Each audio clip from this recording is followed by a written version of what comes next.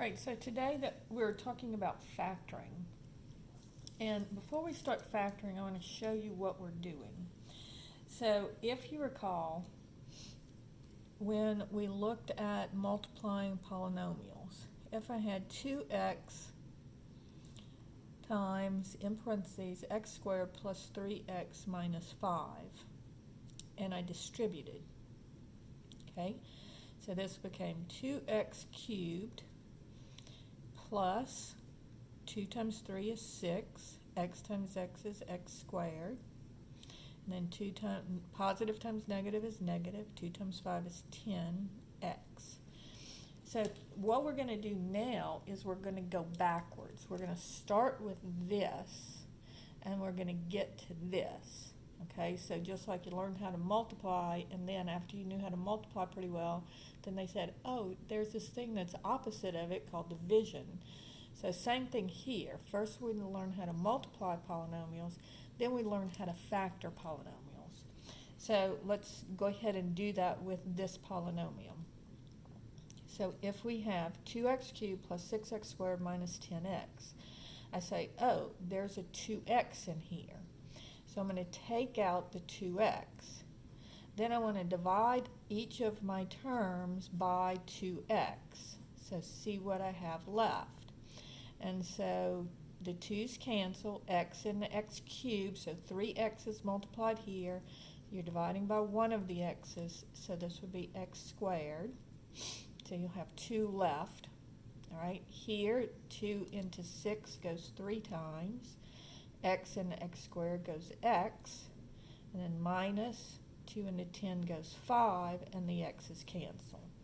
And so here we went from the multiplication, and then we went from the polynomial, and we factored it. Okay, so problem number 2. If I have 5x cubed minus 10x squared plus 20x, all right, so we look at it and we say, well, what do all of these, just looking at the numbers, 5, 10, and 20, well, I can divide them all by 5, and they also all have an x in them. So now in my head, I'm going to divide everything by 5x. That's what I'm doing. I'm taking out the 5x. So 5's cancel. X into x cubed is x squared. Then I have minus 5 into 10 goes 2. X into x squared goes x. Plus 5 into 20 goes 4. And then the x's cancel. And so there we have it factored. Let's do one that's a little bit more difficult. 6x cubed y cubed plus 45 x squared y squared plus 21 xy. All right, so on this one we notice that 3 goes into them, and the 6 has a 3 and a 2, but the 45 and the 21 don't have a 2. This one has a 7. So anyway, 3 goes into all of them. Then we look, and they all have an x, and they all have a y. So now I'm divide by each of those terms. For each of these terms, I'm going to divide it by the 3, then the x, then the y. So 6 divided by 3 is 2. X cubed, this one cancels with one of those, so I have 2 left. And then y cubed divided by y, this one has 3. We're canceling one of them, so I get y squared. Plus 3 into 45 goes 15. X into x squared, x. Y into y squared, y. Plus 3 into 21 goes 7. Then the x's cancel and the y's cancel. And so there's my final answer. Okay, problem number 4. 14x plus 4xy minus 18xy squared. All right, so if I look at the 14, the 4, and the 18, they're all divisible by 2. and then they all have an x in them. So I'm left with 2 into 14 is 7. The x's cancel.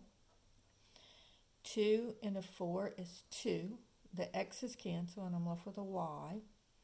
Minus 2 into 18 goes 9. The x's cancel, and I'm left with y squared. All right? So that's how you do that one. Now, you do have to be careful, because if you have something like this, 6x squared plus 2x, let me make it 4x plus 2. The only thing I can take out here is a 2. And I'll be left with 2 into 6 goes 3x squared plus 2 into 4x is 2x plus 2 goes into 2 one time. So you have to put the 1 there. Notice that if you start with 3 terms, in the parentheses you have to have 3 terms. Okay? And so you can't just leave the 1 off and say, oh, the 2's cancel. You have to say, how many times does 2 go into 2? It goes 1 time. Because you have to have that 1 there, so that if you multiplied it back through, you would still have that 2. Okay? All right, so now let's look at one that's a little bit different. If I have x times b squared minus a plus 6 times b squared minus a, right? Now on this one, you're going to have, you've got 2 terms. This is a term and this is a term. Now what do they both have in common? They both have b squared minus a. So I'm factoring out, I'm taking out and dividing by the b squared minus a. So if I divide by the b squared minus a here in this first term, this would go away. I would just have an x. And then if I divided the second term by b squared minus a, this would go away and I would just have the 6 left. And so you get b squared minus a times x minus 6.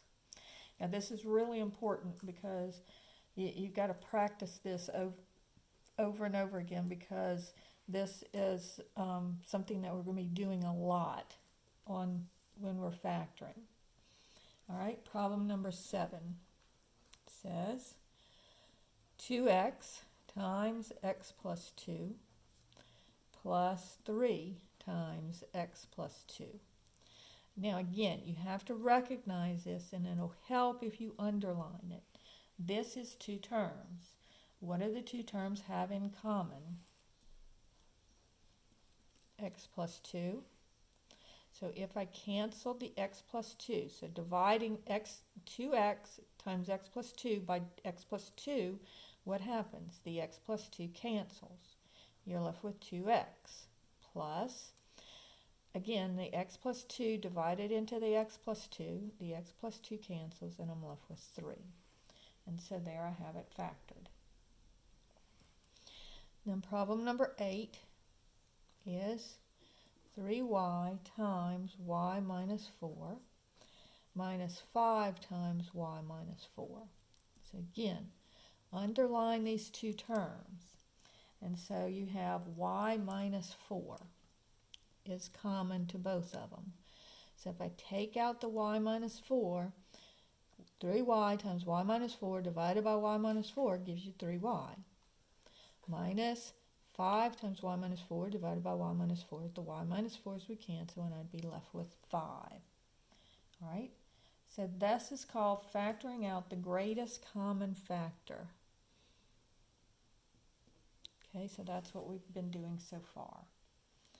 All right, now the next type of factoring that I want to work with is just factoring with a coefficient, a leading coefficient of 1. So before we start this one, let me go through the multiplication first, just like we did before. So if I have x plus 2 times x plus 3, so this will be problem number 1 for this type. of factoring. So if I'm multiplying this, I would multiply x times x would be x squared. X times 3 would be plus 3x. 2 times x would be plus 2x. And 2 times 3 would be plus 6. Right? Now, notice that I can add my two middle numbers and I get x squared plus 5x plus 6. So notice the middle term is kind of complicated because first I had to multiply and then I had to add, all right? So let's focus when we're doing this factoring. Let's focus on the numbers that are on the outsides, the x squared and the 6, okay? So if I look, how did I get x squared? Well, that was just the x times the x. So this will always be x and x. Then how did I get my 6? Well, I multiplied the 2 times the 3. So what I need to do is I need to look at the factors of the 6. So if I look at 6, and the way that I do it is I just go through a list. Okay, so first I say, does 1 go into it? Yes, 1 times 6. Then I say, does 2 go into it? Yes, 2 times 3. Now I already have the 3 there, so that means I'm done. And so now I'm looking to see, now how did I get this 5x? Well, I added the 3 and the 2.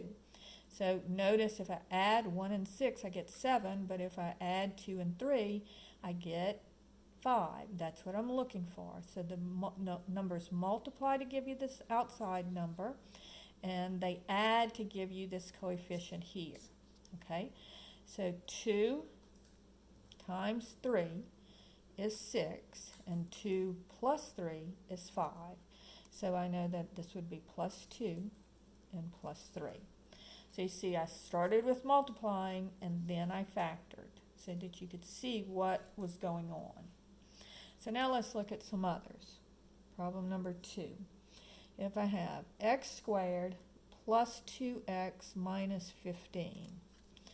So again, I know that this is going to be x and x because that gives me the x squared.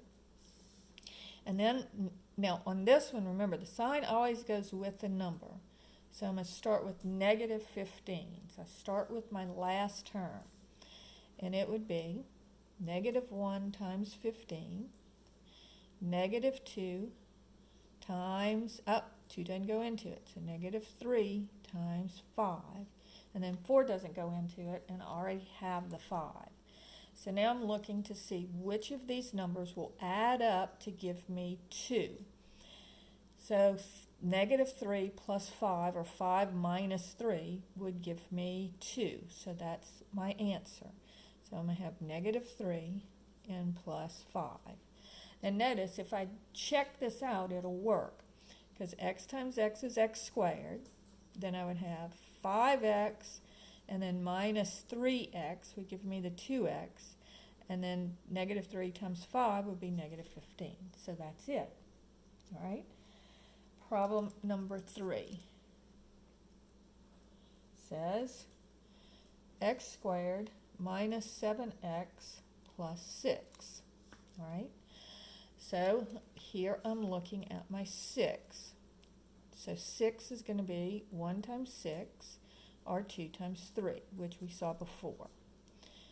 So my x squared is x times x. And so let's see. Now forget about the sign for right now, and always just ignore the sign in this middle term in the beginning. Right now I'm looking for a 7. So 1 plus 6 would give me 7. 2 plus 3 would give me 5. So I don't want this one. This is the one that I want.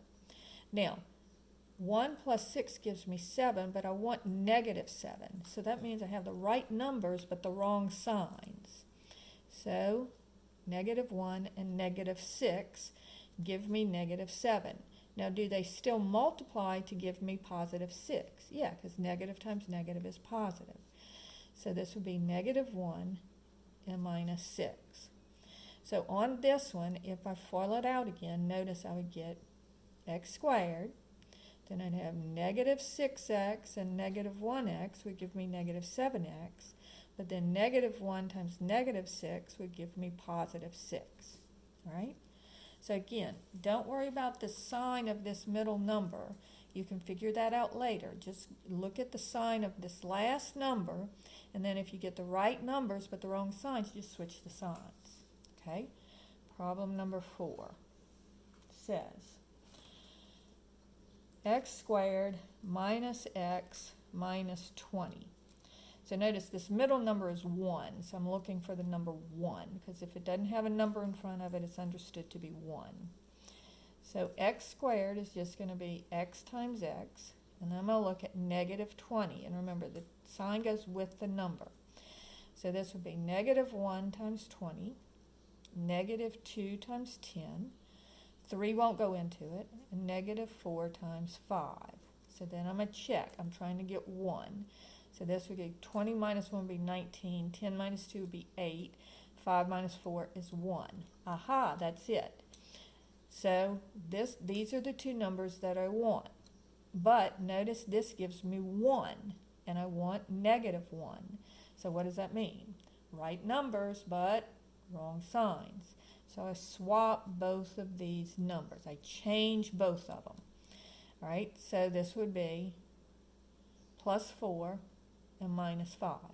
Now, do they still multiply to give me negative 20? Yes. But do they add to give me negative 1? Yes. So this would be plus 4 and minus 5. And again, if I FOIL it out in my head, I would get x times x is x squared, minus 5x plus 4x gives me negative 1x, and 4 times negative 5 is negative 20. Okay? Problem number 5. If I have x squared plus 5x minus 14, right? So I'm going to look at the negative 14. And so that's going to be negative 1 times 14. 2 goes into it 7 times. Then 3 won't go into it, 4 won't go into it, 5 and 6 won't go into it, and I already have the 7, so I'm good. So in this one, I'm looking for something to add up to be 5. So 14 minus 1 would be 13. 7 minus 2 would be 5. So this is the one I want. And it's already the right sign, so I don't have to change anything. And so this is going to be x minus 2 times x plus 7. Okay? So now let's do one more. Problem number 6 says x squared minus 9x plus 18. All right? So, again, I'll have the x squared is x and x, and then 18 is going to be 1 times 18, or 2 times 9, or 3 times 6. 4 and 5 don't go into it, and I already have the 6. All right? So, now I want to see what adds up to 9. So 1 plus 18 would be 19, 2 plus 9 would be 11, but 3 plus 6 gives me 9. This is what I'm looking for. But I want negative 9, so what does that mean? Right numbers, but wrong signs. So this change both of the signs, and you get minus 3 and minus 6. Right? And again, you can check yourself. X squared minus 6x minus 3x is minus 9x. And then negative times negative gives me positive. 3 times 6 is 18. So that gives you that. All right? And then the last thing that I want to talk about is the difference of squares.